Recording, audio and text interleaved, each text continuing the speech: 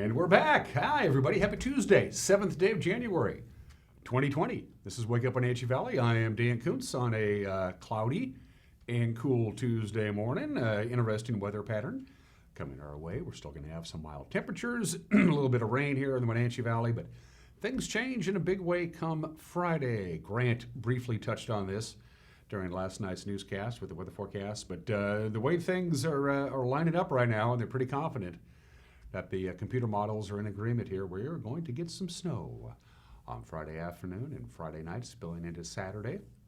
It's coming. Forecast details are coming up. Stevens Pass, by the way, is now open again. It wasn't the case. They closed Stevens Pass late yesterday afternoon. They had so much heavy wet snow come down on US 2 that trees were quite literally falling on the highway. And they said, that's not good. They shut it down, but they reopened it about 5 o'clock this morning. In fact, right now it's raining on the major mountain passes, but they are going to get big time snow. Those details are coming up. Plus we have the news headlines. They had 14 people throw their hat into the ring for the 2 open seats for the Wenatchee School Board, and they whittled that down to 7. We'll have those 7 names when we get to the news here in just a couple minutes. Also, we have sports to talk about. Today in history, some celebrity birthdays. Everyone is entitled to Mike McNally's opinion, the obscure holiday, and Steve Hare will be joining us once again in the back half of the hour. Steve has a brand new program. It's called In Focus, where he sits down with the movers and the shakers and the newsmakers of North Central Washington. He had a chance to sit down last week with his honor, the mayor of Wenatchee, Mayor Frank Kuntz, talking about his goals for his 3rd term, which began just last week. So Steve Hare's conversation with the mayor of Wenatchee will come up in the back half of the hour. You don't want to miss that. Lots to get to. Busy day. About 2.5 minutes after the hour. Let's take you around the valley with our Valley View cameras. And that cross camera view, that looks pretty cool, doesn't it? Makes you, don't you want to like take a giant rag and like wipe that off because it looks like it's just like a film of dirt hanging over the valley? Nope, that's just some low clouds. But it sure is a cool looking view, isn't it? That's of course from our cross camera looking down over the Wenatchee Valley proper. That's neat. That's cool.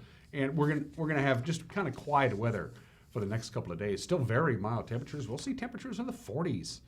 Today and tomorrow. We topped off yesterday at 37 degrees. Sunrise this morning, by the way, 7:47. We're a ways from that. Sunset tonight, 4:27.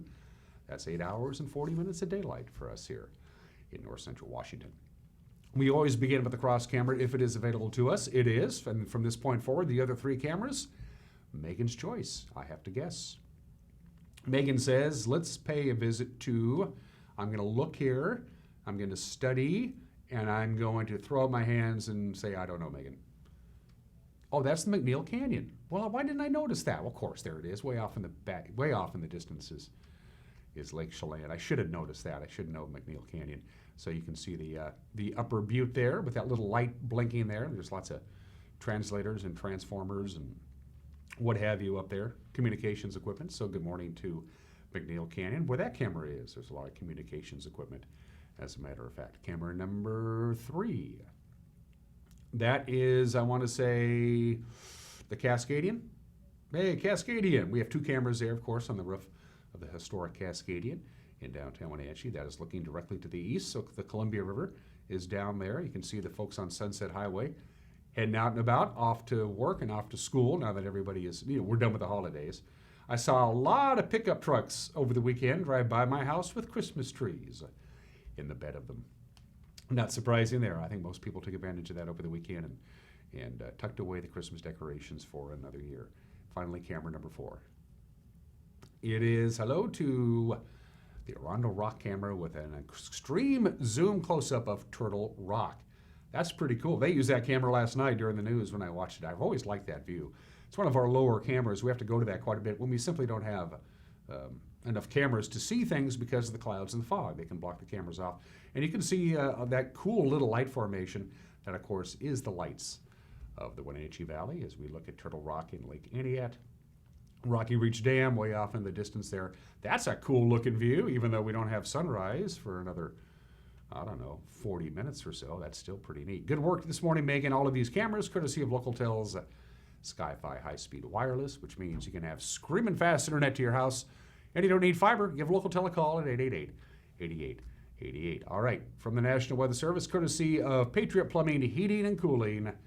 They give your home a hug. Everything is gearing up towards Friday. As you can see, Really not a lot going on. There's going to be moderate to heavy mountain snow, but here for the Wenatchee Valley, whatever we get is going to be in the form of rain because it's just too mild. But then Friday, we got a big old storm system heading our way. It's going to give snow for everybody.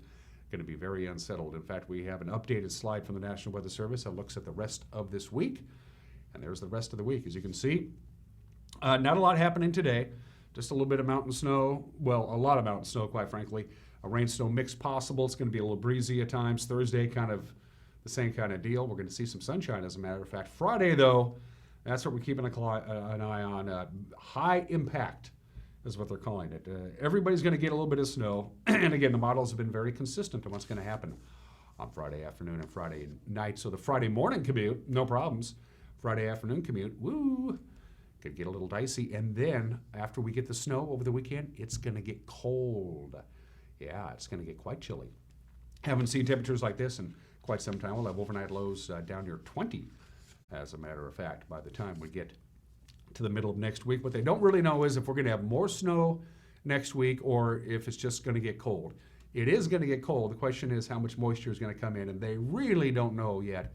It's just too far down the forecast period for them to take any kind of educated guess. The computers just really don't know yet.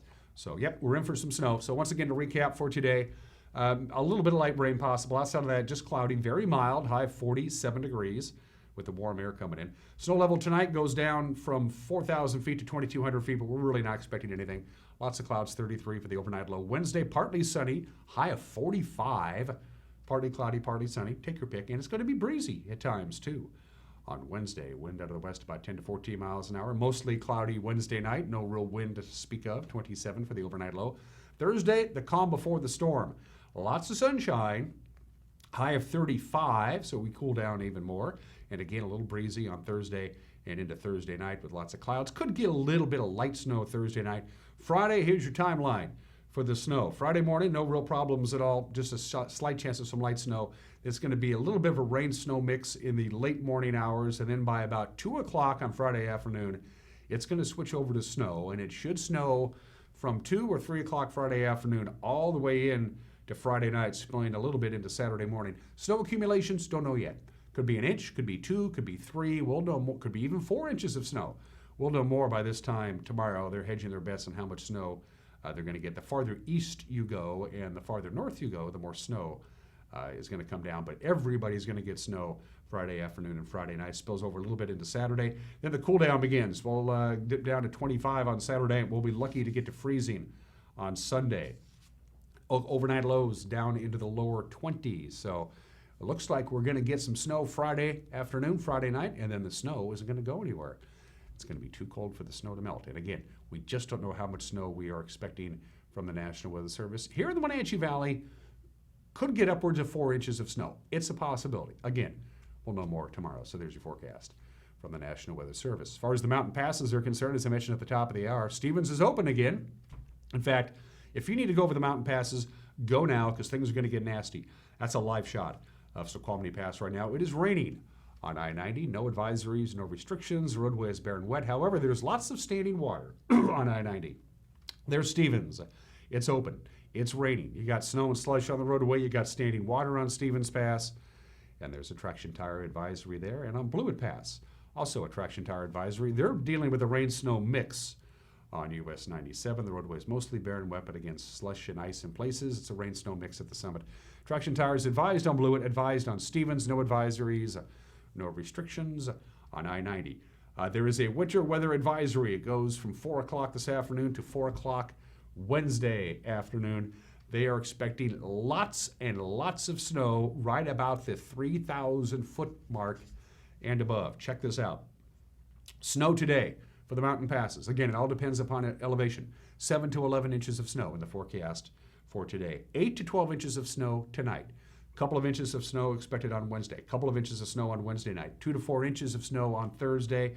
Thursday night, 4 to 8 inches of snow. And as I mentioned, here in the Wenatchee Valley, we are going to get snow on Friday. Friday, snow in the mountain passes, 10 to 14 inches of snow, and it's going to snow Friday all day and into Friday night. By the time they get up Saturday morning, in the mountain passes, anywhere from 33 to 55 inches of new snow. That's a lot of snow. Get going now while the getting is good. 11 minutes after the hour, going to take a break. Come back with your Tuesday morning news. You're watching Wake Up Wenatchee Valley live this morning from Studio 10 in downtown Wenatchee on the NCW Life channel.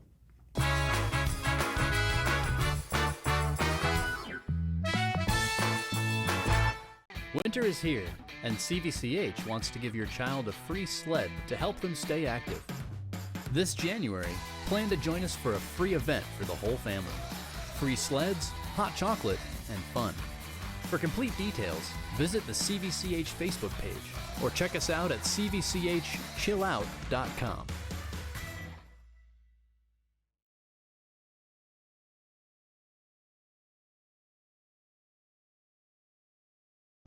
People are really skeptical of our industry. They have been sold products, they have been sold policies they either don't need, don't understand, confusing. I understand that. We are more about the process and the people. Our SFG roadmap is designed to take care of all of those concerns. For those that have questions about their retirement, we would love the opportunity to sit down and chat with you.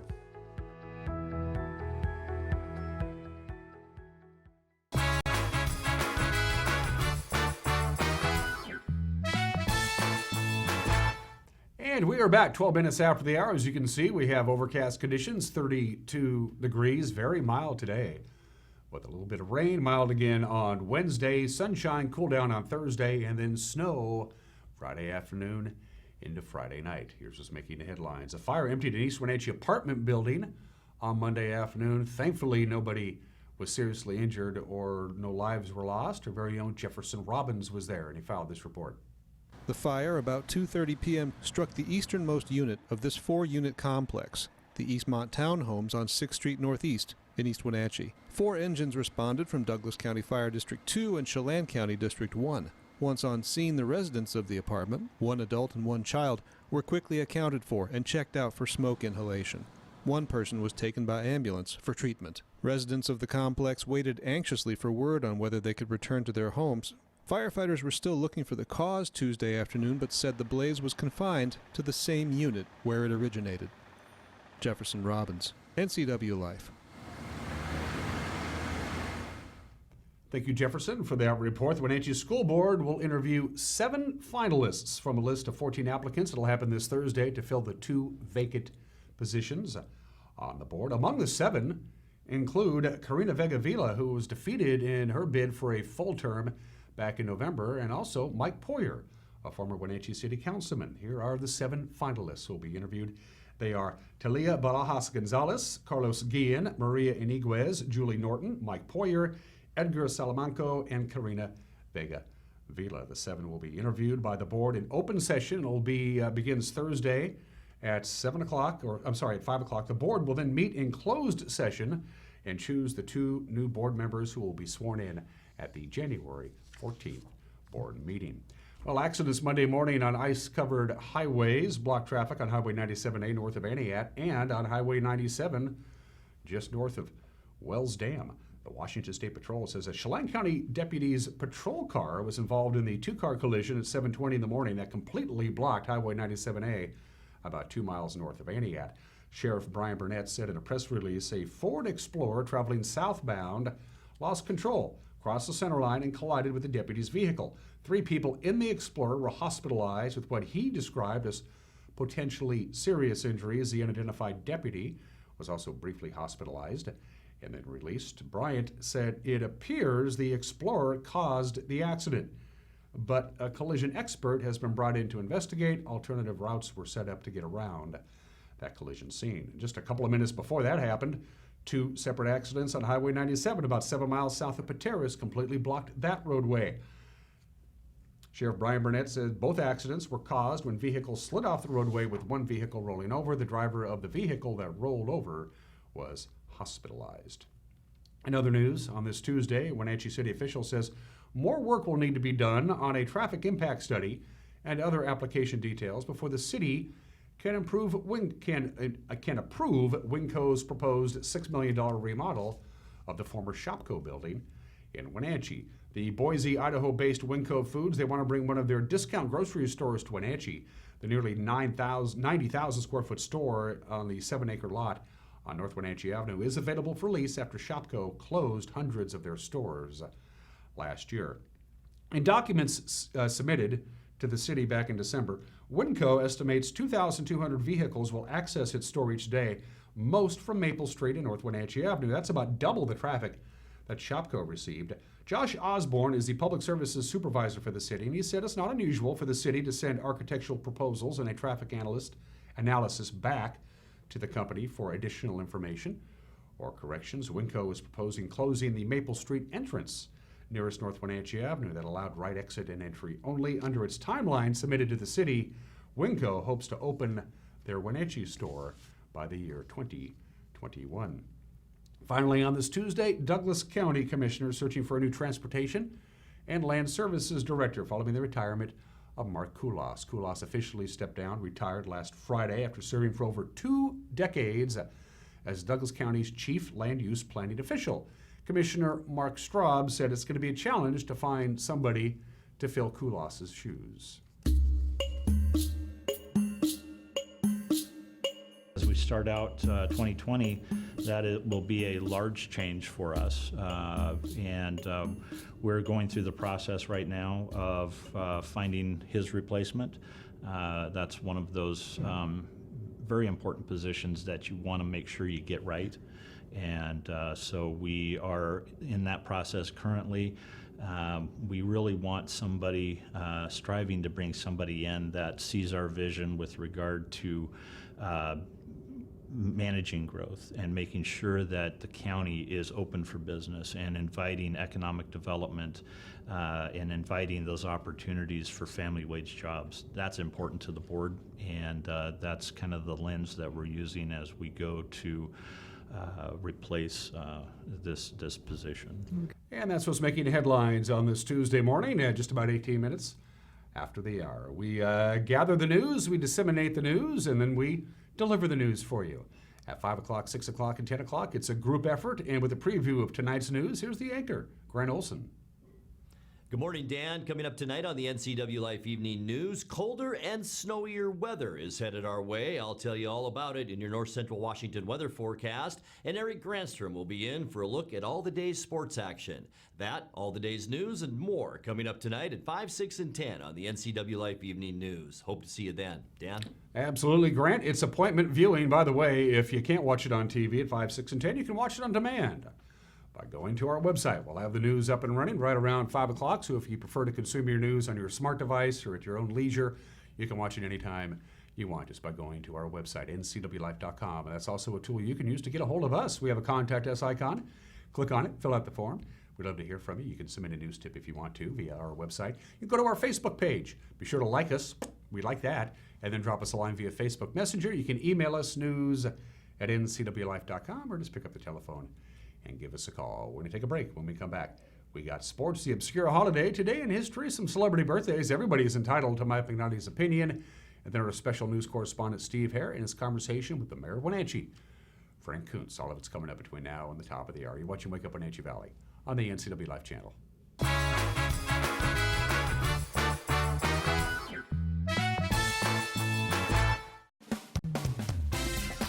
Collins Fashions is so thankful for our beautiful valley and our wonderful customers. We are blessed to serve you and provide you with quality, easy care fashions that are perfect for your lifestyle. We are grateful with wonderful partnerships with companies like Brighton Jewelry and Handbags, Tommy Bahama for men and women, Joseph Ribkoff, Tribal, to name a few. Fabulous boots and shoes from Soft and Fly London. Collins Fashions looks forward to bringing you the best in the market to your downtown Wenatchee.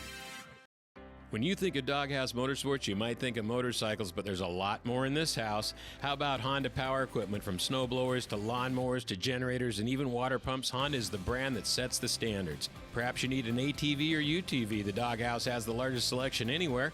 Did we mention watercraft and snowmobiles? And of course, we have motorcycles too. Back it up with terrific customer service and you have Wenatchee's best motorsports store 5 years running. Isn't it time for you to be in the Doghouse?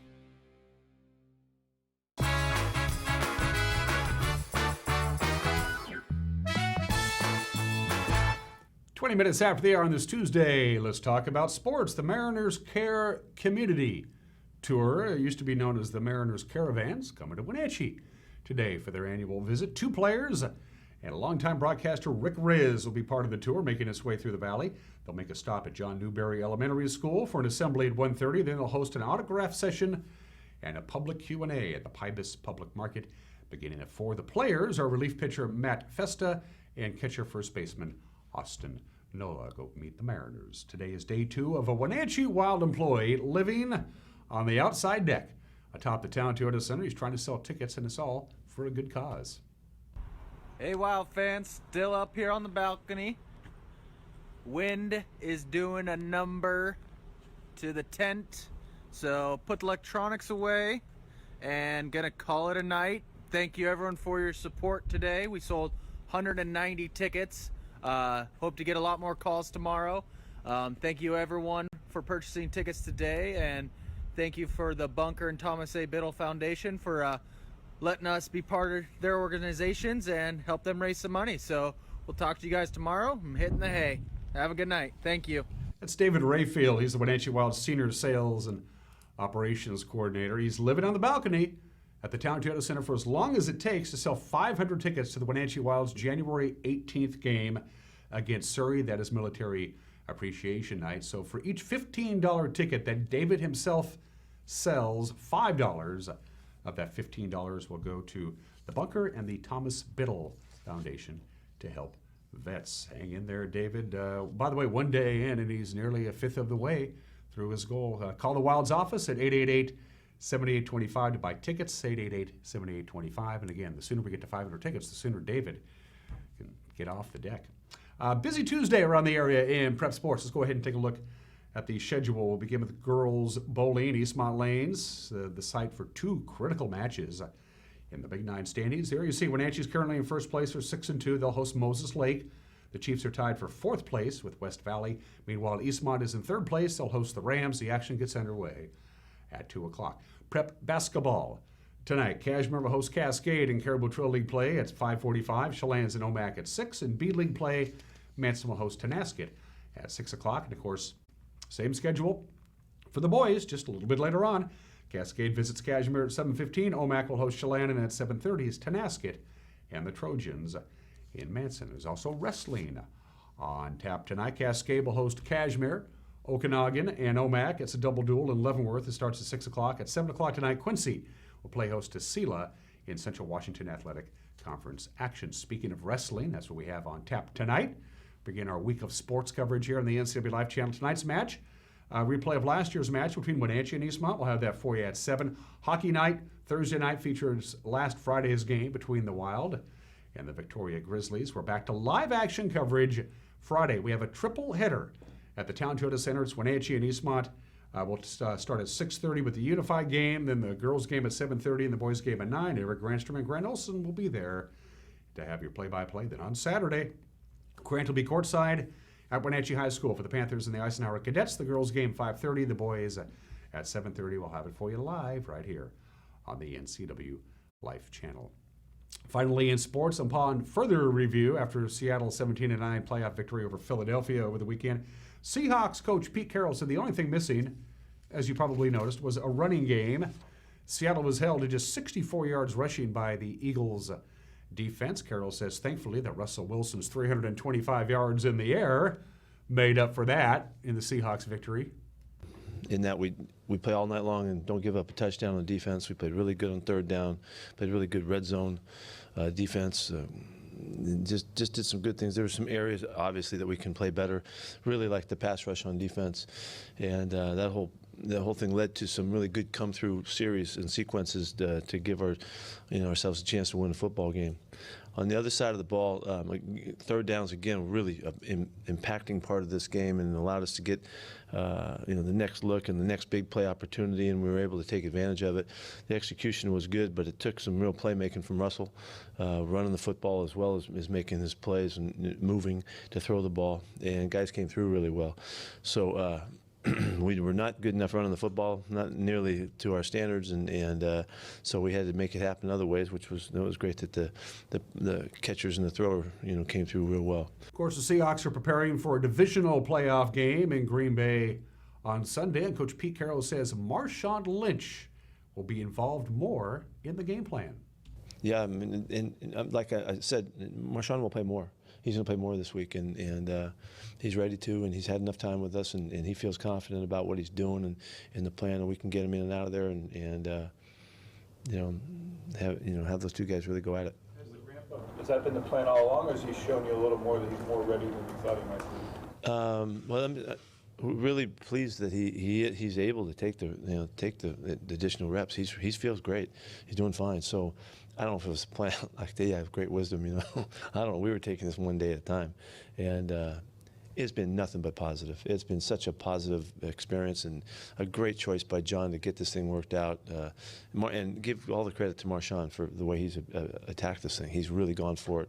He's doing everything you guys would hope, and our fans would hope he would do. He's trying to be everything in all aspects of it, and he's deserving of some more reps. That's all.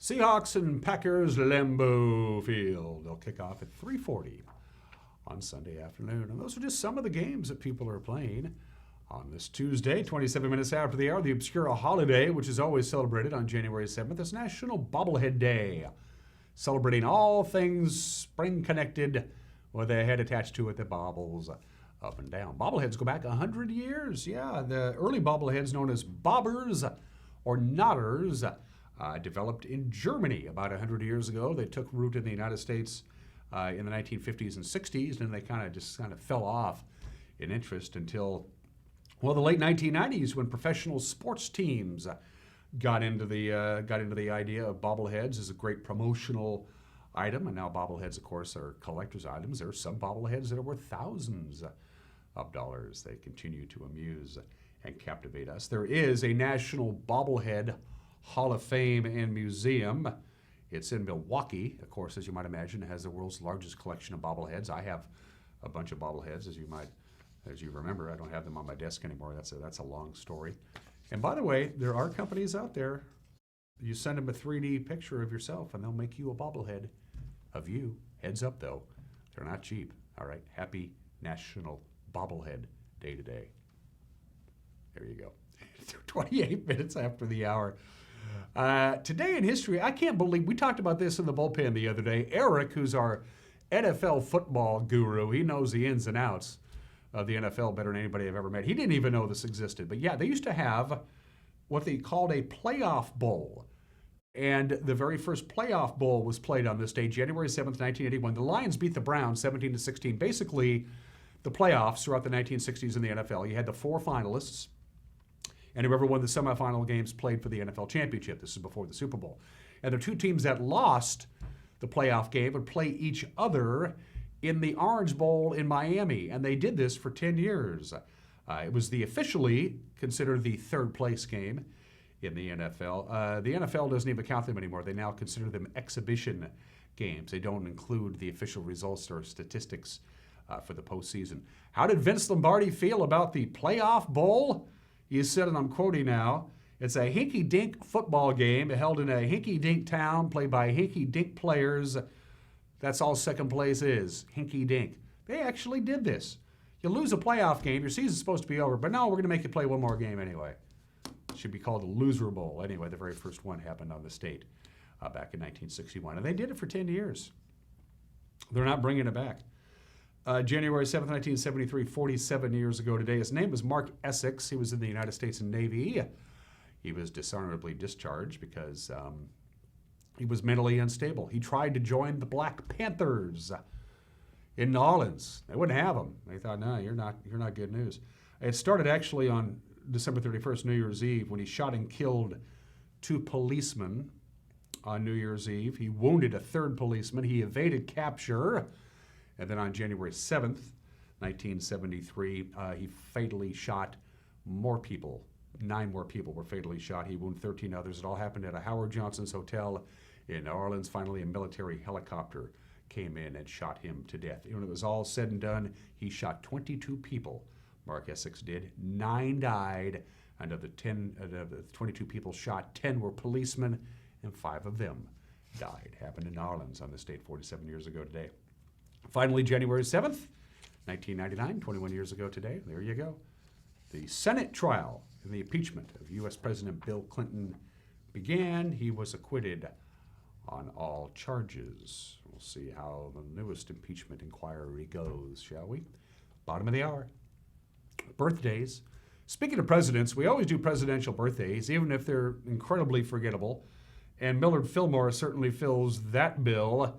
He was the 13th president of the United States. He was born in this state in 1800, died at the age of 74 in 1874, grew up in abject poverty, which would make him a great American success story. He eventually worked his way up. He was elected vice president. On the ticket was Zachary Taylor. Zachary Taylor died. Millard Fillmore, of course, assumed the presidency, but he was so unpopular he couldn't even win his own party's nomination to run for a term of presidency in his own right. He didn't have a very pleasant life after the presidency. In fact, during the inauguration of Franklin Pierce, his replacement, his wife, Millard Fillmore's wife, caught a cold. It eventually developed into pneumonia, and a couple of weeks later she died. Ugh. And according to Robert Scarry, who is the biographer of Millard Fillmore, and I'm quoting now, no president in the history of the United States has suffered more ridicule as Millard Fillmore. I would put James Buchanan in that list as well. Millard Fillmore, a caretaker president, a forgotten president, born in the state in 1800. The man who co-founded Rolling Stone, Jan Winter, celebrates birthday number 74. He also co-founded the Rock and Roll Hall of Fame. He no longer owns Rolling Stone. He has an editorial job with them of some kind or another, but his publishing company no longer publishes or owns Rolling Stone anyway. Jan Winter, Rolling Stone magnate, 74 years old today. Katie Couric celebrates a birthday. She's 63 years old today. One of the very few news personalities who worked for the Big Three. She worked for NBC News from 1989 to 2006. Then she was the anchor of the CBS Evening News. Eventually, she worked for ABC News from 2011 to 2014. Now she works for Yahoo. Katie Couric is 63 and a very underappreciated actor. Nicolas Cage is 56 years old today. Of course, he won an Academy Award, a Golden Globe, and a Screen Actors Guild Award for his role in Leaving Las Vegas back in 1995. Whenever I'm channel flipping and there's a Nicolas Cage movie on, I usually watch a couple minutes. I think he's pretty good. Happy birthday, Nicolas. He's 56 years old today. I can't believe what Campbell's is doing. I think they've lost their mind. But again, ours is not to question why. They started this way back in March of last year. Hey, it's kind of a quiet time. Let's give all the locals a nice little break. And if you want to come up and stay at our fine little resort here at Campbell's at Lake Chelan, we'll let the locals do it and they can start getting a room at just $95 a night. They did that back in March. They brought it back in November. It went over so well, they extended it through December. And then they let me know a couple of days ago they're going to do it for the month of January. So yeah, it's the NCW Live destination deal at Campbell's Resort. All you have to do is be a local. It's for locals only now. Give Campbell's a call. Say, hey, I live in Bridgeport and I want to spend the weekend or a couple of days up there at Campbell's and just chill out and chillax with some friends. You can do it and you can get a room starting at just $95 a night. And this is a really cool time to visit the Lake Chelan area. It really is. They got, I think they got Winterfest coming up here in a couple of weekends. So there you go. Campbell's in business for 118 years. That in and of itself is impressive. Going to take a break. When we come back, Mike Magnotti has an opinion for you, and then Steve Hare's conversation with the mayor of Wenatchee, Frank Kuntz, coming up as well. You're watching a Tuesday edition of Wake Up Wenatchee Valley on the NCW Live channel.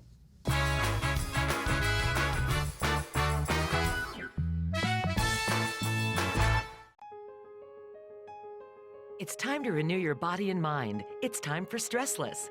Now at Boswell's, save $200 on Stressless seating with a minimum $50 donation to charity, or $400 on Stressless Mayfair, featuring innovative ergonomic comfort systems and multiple sizes for a personalized fit. Don't wait. It's time for Stressless. Proud to be endorsed by the American Chiropractic Association. Shop Boswell's, 2915 Easy Street in Wenatchee. Did you hear the news? The 108 is reopened after the flood. Hey, this is Evan from the 108 in downtown Wenatchee. I want to invite you down to the Walkabout Grill and the 108 and let you experience our twist on your favorite cocktails in a cozy environment that's great for celebrations, that one-on-one rendezvous, or just getting together with some friends. The 108 has quickly become a downtown favorite with happy hour from 4 to 6 every day. Grab your favorite people and come say hi. The 108 Lounge, downtown Wenatchee. You don't have to be a member to enjoy the view and dine in style at Highlander Bar and Grill in East Wenatchee. Highlander Grill offers breakfast, lunch, and dinner with dine-in or takeout options. Highlander Grill's friendly staff is here to serve you 7 days a week this winter. Contact Shalane, Highlander Grill's site coordinator, to schedule your corporate event or special occasion. Aaron Lindholm, the executive director at Prestige Senior Living at Colonial Vista in Wenatchee, gives us an overview of the campus and the services they offer. So Colonial Vista was built back in 1968. So the great thing about our product here in Wenatchee is we really do have a continuum of care from independent living to assisted living, long-term care, rehab, and so we're really able to take care of our residents right here on campus. And we look at this as our residents' home, and we're honored to serve them in their home each and every day. Call today for your tour. It's going on 4 decades of doing business in the Wenatchee Valley. And I want people to know that it matters. It matters to me that people choose to do business with us. It matters that people trust us, trust us. That matters more than anything.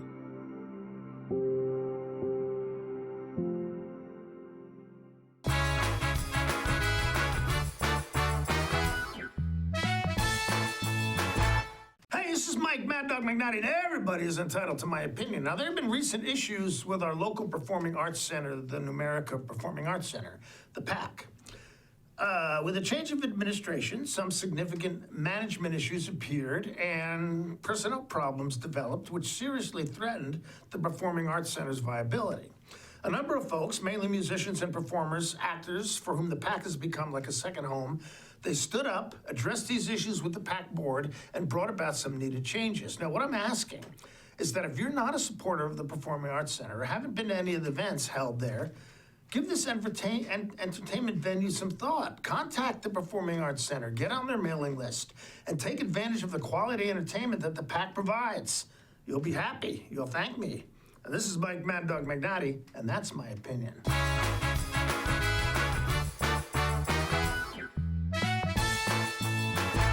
Contractors, furniture makers, and weekend do-it-yourselfers around north central Washington will tell you that Lombard's Hardwood Supply is the place to get what you need. Lombard's full millwork shop can handle jobs large or small. Lombard's has a full line of interior and exterior doors available, as well as custom barn doors. From alderwood to zebrawood and everything in between, it's Lombard's Hardwood Supply on School Street in Sunny Slope. Like us on Facebook and check out our monthly special.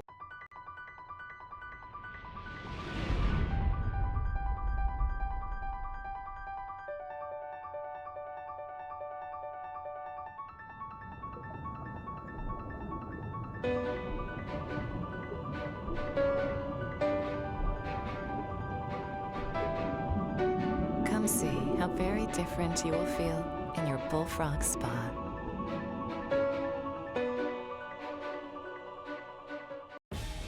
Hi, Justin here, owner of Club Crow Bar and Grill in Cashmere. Club Crow is your place for famous blues, brews, and barbecue. We are your one-stop bar and grill, serving breakfast, lunch, and dinner 7 days a week. Looking for a fun night out? Join us at Club Crow Saturday nights. We have live bands to rock the night away. Club Crow is bringing comedy to Cashmere. Check out our Facebook page for upcoming dates. Live jam session first Sunday of every month. Club Crow Bar and Grill in Cashmere, the coolest place in town. My awesome is being part of the Nez Perce tribe. We have a tourism company and we highlight the history and culture of the Nez Perce people. I found Washington Trust Bank because they were very involved in the community. They believed in me. They definitely saw the need for this in our region. All the folks at Washington Trust Bank are phenomenal. They've done such a wonderful job helping me along my journey. What's your awesome? Whatever it is, we'll help you get there.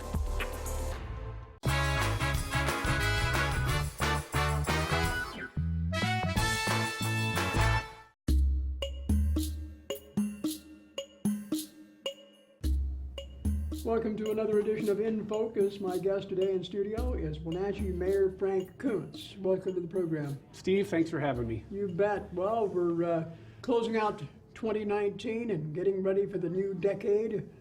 Wenatchee, of course, is in the thick of a lot of things right now. You've got a lot of unfinished business from 2019, and things are looking pretty good financially speaking, too, for the city of Wenatchee. Let's start in that department right now, and you passed a budget for next year?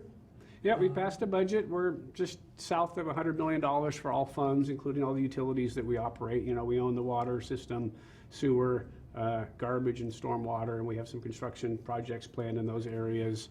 Our general fund budget's about $26 million, which is sort of where you pay for public safety and building and planning and those sorts of things. So, you know, obviously we're in a lot different position than we were when I became mayor 8 years ago in terms of where our financial resources are. So that's obviously good, but we're also a growing city, and we're trying to sort of put things back in place. You know, we took some major budget cuts back in the recession, and as we sort of put things back together, we're trying to do it very strategically as to, you know, what's the new city look like, where's growth going to happen, and so we're being very strategic about that. We did pass a budget.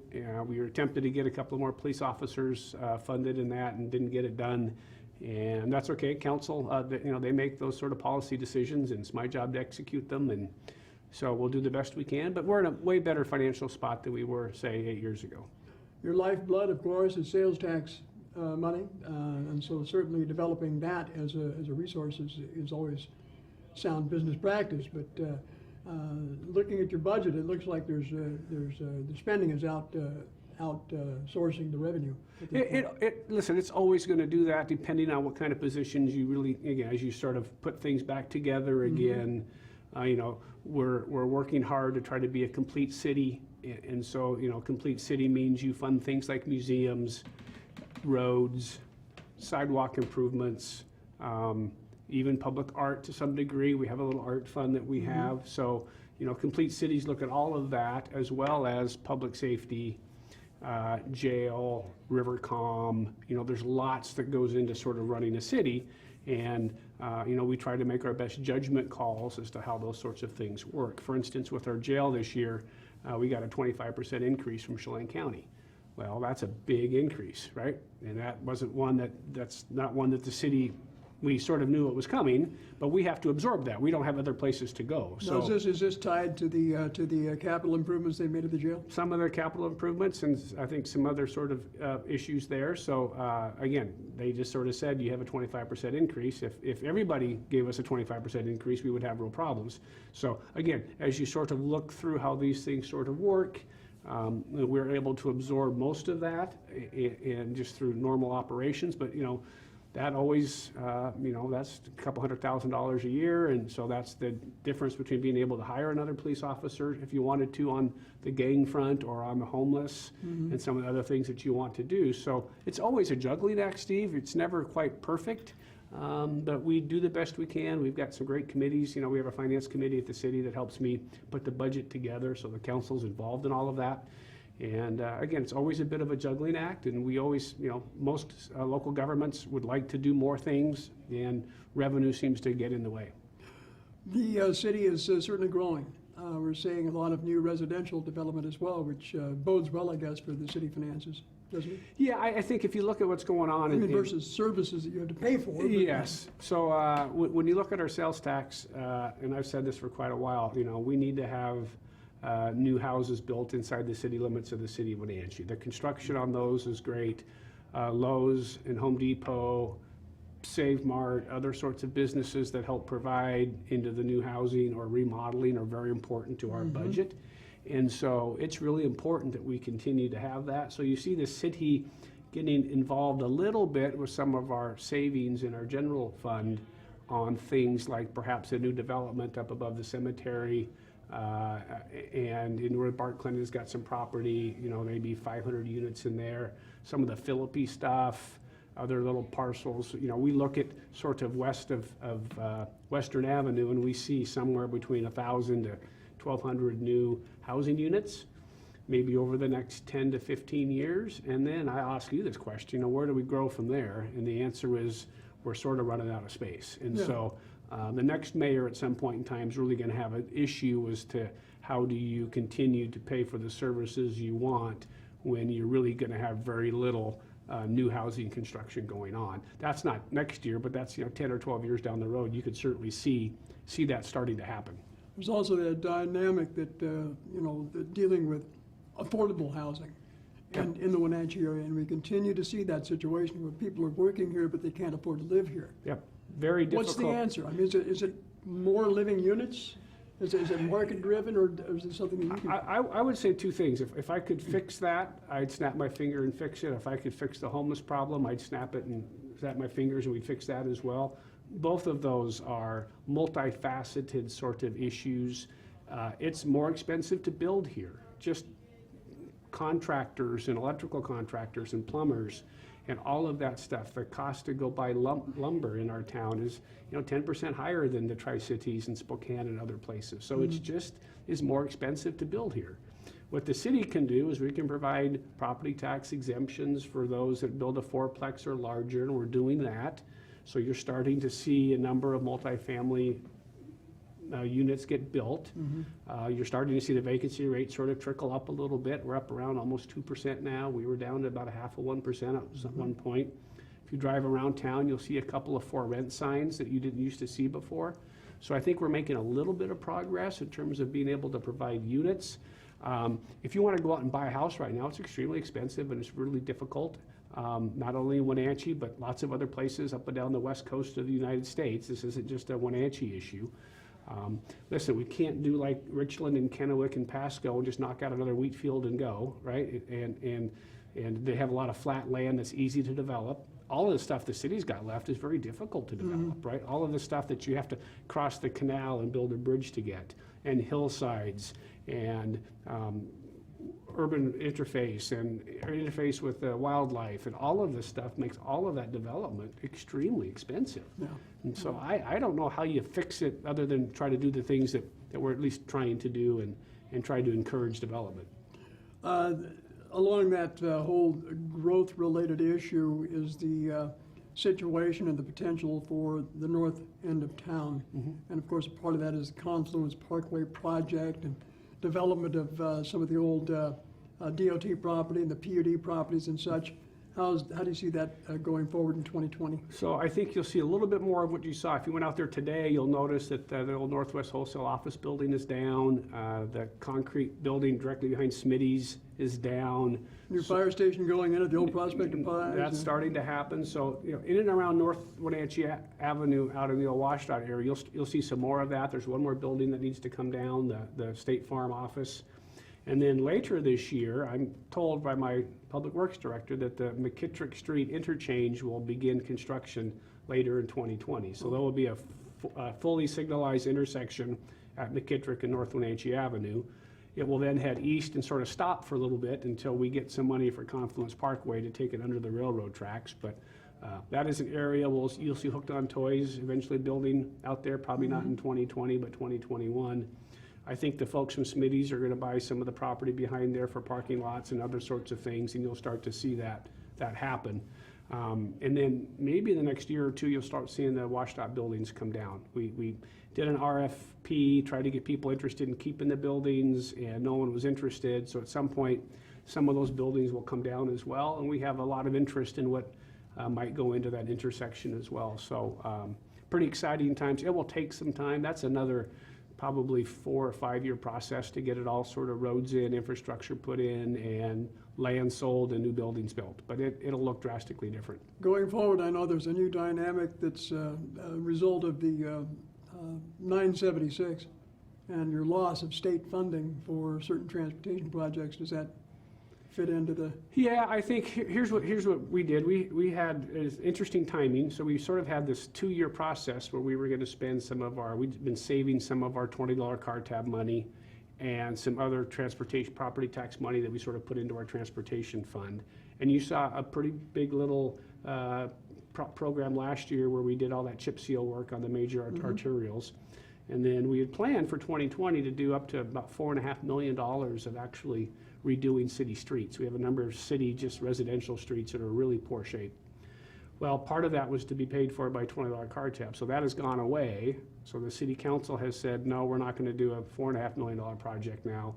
We're going to do a $3.5 million project, still a project. And you'll see that this summer on a lot of residential streets.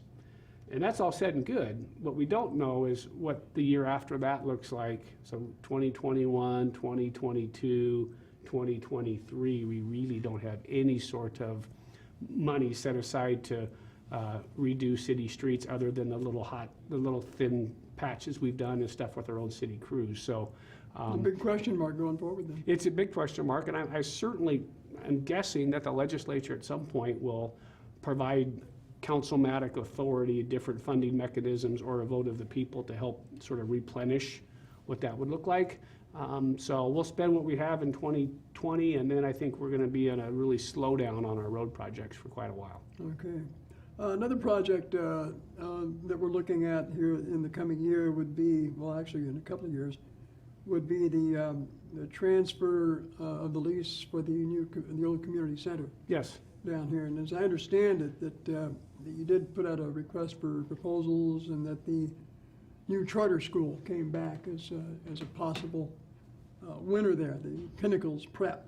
Yes. How is that going to affect, let's say, the Veterans Hall that's there as well? So there's 2 or 3 tenants that are currently there, and I think some of the stuff with English and Spanish speaking, there's some Literacy councils in there, and I know the veterans have their building that they get to use some of the time. And so what we've really, I think some of the smaller tenants are going to find spots, and then if we end up leasing the entire facility to Pinnacle Preps, which I'm sort of thinking that's going to happen maybe by the end of this year, I've been meeting with the veterans, and we sort of have a handshake agreement that the city will find them a place and will rent them a facility inside the city limits of the city of Wenatchee. In fact, we met with some real estate folks last week, got a couple of options for them. So we will find the veterans a home. I'll find it interesting that we'll be spending city general fund money to do that. The only money that comes in any place for veterans is through a real estate excise tax. So the county has all of the money set aside to help veterans, yet they've sort of said we're not interested in participating in finding them a place. So we will go find them a place with city general fund dollars. I'm confident. My hope is we have something by June, July, or August for them. Okay, really good. One final item I think that is unfinished business going forward, and that is refilling that position that's been vacated by Allison Williams. Yeah, so we, Allison is off to the city of Moses Lake. Her last day with us was last Monday. And so we wish her and her husband the best, and she'll do a great job for Moses Lake, so we're excited for them. Disappointed for us, but that happens in government. And so we will start a process, I think, sometime in January. We have a couple of ideas on some folks, and we may be doing a couple little internal things, and at some point, hopefully by mid-January, we'll either have someone in that spot, or we'll have a process in place to put that together. So now, prior to Allison's being hired by the city, I think we had Gary Tomzik, who was the city administrator at the time. We did have a city manager. Yep. Why don't we go forward in that direction? So I think we might.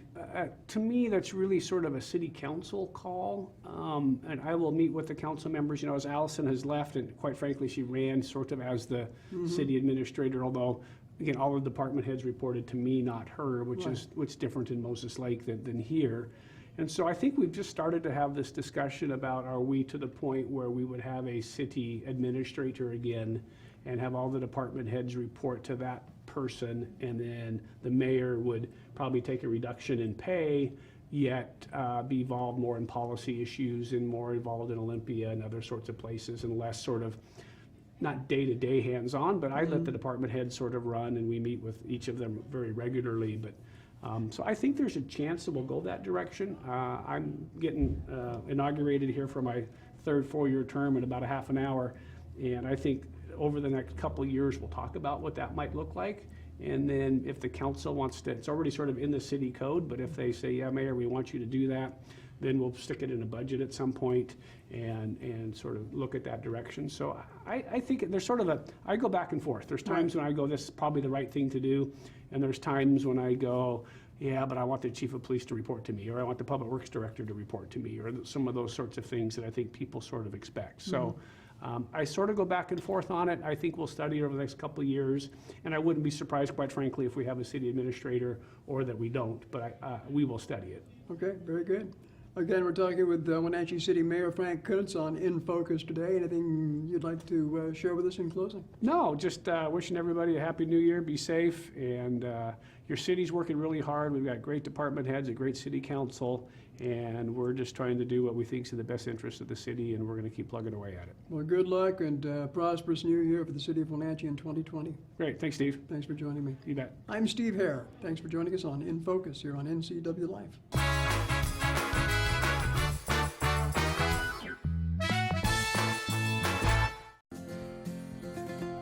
At Local Myth Pizza, we believe in real food, freshly prepared with only premium ingredients. Our cheeses are imported from Italy. Our sauces, dressings, and even our sausages are made in-house fresh daily. Featuring Northwest craft beers and 30 Chelan Valley wines and ciders. Family fun and amazing food. Eat local, drink local, and be local at Local Myth Pizza. Come see why Sunset Magazine says you can't beat Local Myth Pizza. The world around us is constantly changing. Major employers in North Central Washington have expressed a need for capable, qualified engineering technologists who can think critically and solve problems. And at Wenatchee Valley College, we listened. We are pleased to offer a Bachelor of Applied Science Engineering Technology degree to provide you with a world of new opportunities. Your time is now. The future is waiting for you. Transform your windows with a variety of colors and styles like the Allure Transitional Window Covering by Lafayette Interior Fashions. Hi, this is Darren with Mini Blinds and More. We can install the latest and greatest in technology to open and close your blinds with only a touch of a button. From the largest windows in your home to room darkening shades for the bedroom. From stylish shades for your entertainment room to custom blinds for those hard-to-fit places. We have a solution for all of your window covering needs. We offer a variety of window coverings from Lafayette Interior Fashions. Call us today. We are Mini Blinds and More, your local blind store.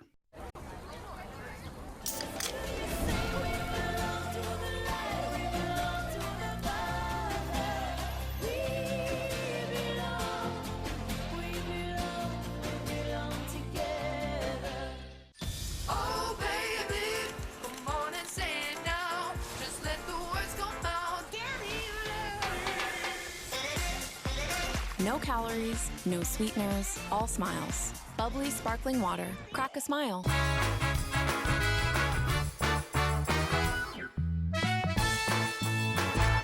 And we are back with just a couple of minutes to go on this Tuesday edition of Wake Up Wenatchee Valley. Overcast and 32 degrees. Let's take a look at your forecast one more time from the National Weather Service. Things are going to be kind of quiet for the next couple of days, but that's a prelude to what's happening on Friday. We're going to get some snow.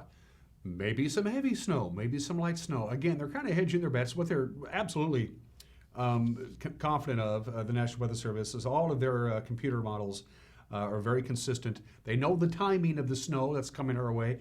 It'll be Friday afternoon into Friday night. That means the morning commute Friday isn't going to be a problem. The afternoon commute Friday night, though, that could be another story altogether. So for the short term, we're looking at a slight chance of some rain today. Lots of clouds, very mild, high of about 47 degrees. It's been a very mild start to the new year. For tonight, again, a slight chance of rain, lots of clouds. Snow level dips down to about 2,200 feet. We're not expecting any snow here. Mountains are going to get quite a bit of snow, heavy mountain snow going to come down up there. 33 for the overnight low. Partly sunny, windy on Wednesday. High of 45 degrees. Thursday, quite a bit of sunshine. High of only 35, a big cool down. And then again, the timing for the snow event on Friday. It starts out A little bit of light snow on Friday morning. For a little while there, it could be a rain-snow mix, but then about 1, 2 o'clock in the afternoon is when they think it's going to start snowing here in the Wenatchee Valley in north central Washington, and it could snow for the rest of the day and into the evening hours. We just don't know how much snow we're going to get. Could be an inch, could be 2, could be 3, could be 4. The lee of the Cascades are going to protect us, but we could get upwards of 4 inches of snow Friday afternoon into Friday night, and then a big cool down is coming our way for the early part of next week. They say we could even get some more snow in the early part of next week, but what we're definitely going to have is considerably cooler temperature as Arctic air comes down and pays us a visit. So again, we're keeping a very close eye on Friday. That's the big one. By the way, heavy snow expected all the way through Saturday in the major mountain passes. And there you go. That's it. Everybody have a fantabulous Tuesday. We'll see you tomorrow. Bye-bye.